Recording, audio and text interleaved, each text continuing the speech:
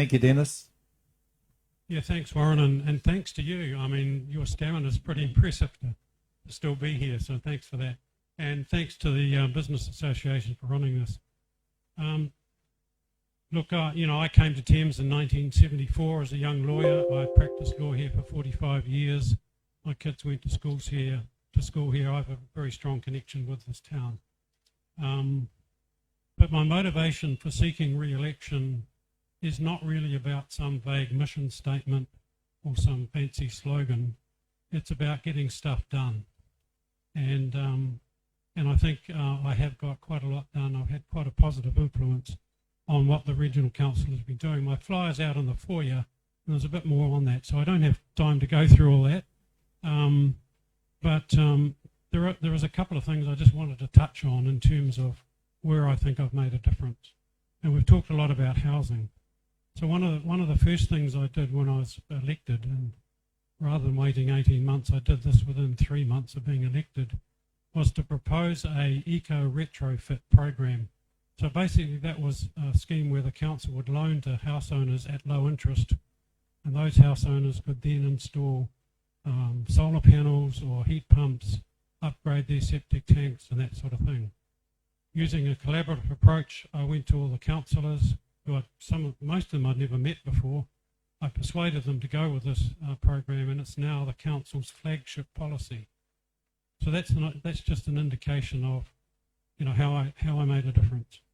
And then you may have seen in the paper there's an affordable housing program that the council is looking to invest in with others through a philanthropic organisation, because it's the new homeowners that really need some help as well. And then in terms of economic development, the council has provided $2 million of funding for the Sugarloaf Wharf. We support Te Waka, which is an economic development agency, which in turn has assisted the development in Kopu and Agrasea and that sort of stuff. We provided funds for New Chums Beach so that could be protected in perpetuity. So I think that's just a snapshot of the type of sort of the stuff that I've been able to get done, and I want to seek your vote so that I can continue and build on that momentum. So I may not have used my 2 minutes, but that's all I have to say. Thank you. Thank you, Dennis. Some questions. Do you support Three Waters? If yes, why? If not, why not? I think everyone recognises that there is a need for reform. I mean, I don't think anyone on any side of the fence believes that the current system is not working. The question is whether it's accountable enough to local communities, and I do have some concerns around that. I think, for example, this council is correct when it says, given the way that there's an influx of visitors to here, we I think need more influence in that whole system. But frankly, it's not actually a regional council function. This is more a function for local authorities, district councils and city councils. The regional council doesn't have any assets that are going to be affected, so I won't have a lot of influence over that issue. Given the Regional Council's role in protecting our natural heritage, what should the Regional Council be doing to support the significant work being undertaken by volunteer groups in biodiversity protection and restoration here on the Coromandel? Great question. That's a really core function of the Regional Council. So I'm very proud of the fact that in the last 3 years, $2 million of funding has come from the Regional Council to those volunteer groups. And in fact, to such an extent that I've been getting complaints from other councillors around the region that we're getting more than our fair share of funding. And that's, I mean, I can't take credit for that, but it's a testament to the fantastic work that those groups, you've got Thames Coast Kiwi Care, for example, has received long-term funding because they've been able to show through their work that they have substantially increased kiwi numbers, much, much higher than the national average. And there's wilding pine work, there's river restoration work, there's harbour work, there's a whole range of stuff that's being done across the peninsula, and the council is very, very keen to collaborate and work with those groups. So I think it's a very, very important part of what we do. And bear with me for the final question. Regional councils have a substantial responsibility to provide flood protection and to care for the coastal and marine environment. For example, WRC, Waikato Regional Council flood protection assets provide some security to the Hauraki Plains roading network, as well as protection around Kopu and Thames. Flood protection has a direct impact on businesses, both by the rates we pay and the ability for our businesses to operate with certainty into the future. If elected to Waikato Regional Council, how would you expect the WRC to engage with the Thames and Kopu business community about natural hazard, coastal hazard and flood risks? Yeah, very good question. Quite a long one, but you lost me halfway through it. Look, again, this is a core part of what council do, and they are experts in the area of flood works. I mean, there's a huge number of staff who are highly skilled in this area.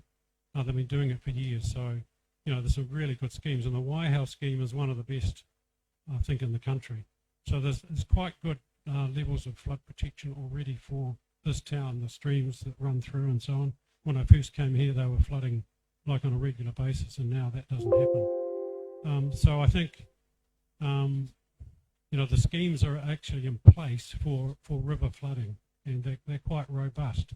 But the problem is with climate change. And whereas in the past they've been designed for a 1 in 100 year event, now with climate change, is that going to be enough? And so I think there's a real serious issue we have to think about in terms of river flooding.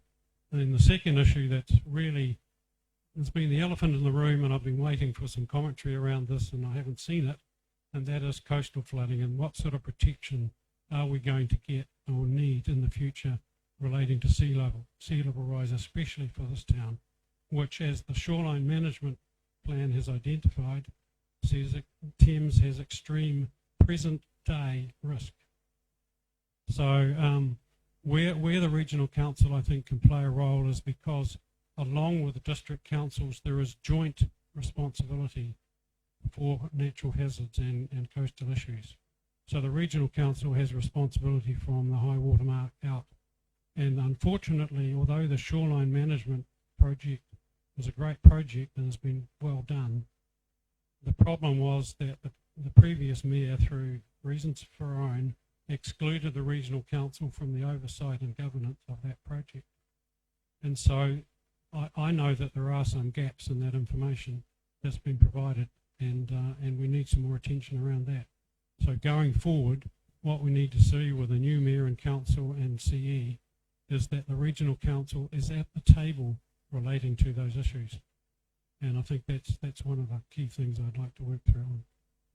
There is one final question, and I believe you're already on to this, Dennis. What is Regional Council doing to provide better public transport connections to bring more people to Thames, to access the services and to use local business?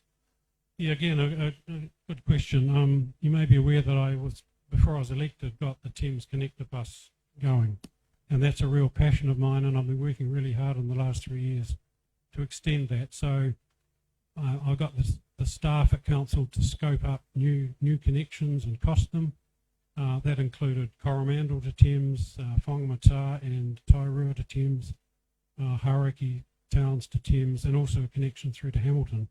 They were all costed up. We went out to the community with a consultation, and the community said, yeah, we like that idea. I think it was 77%, but we only like it if we get the 50% subsidy from the government.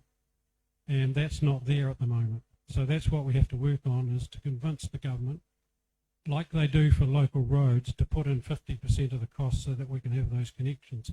And that's really important to the Thames business community, that we get those connections and people come in and shop and access services here. Thank you, Dennis.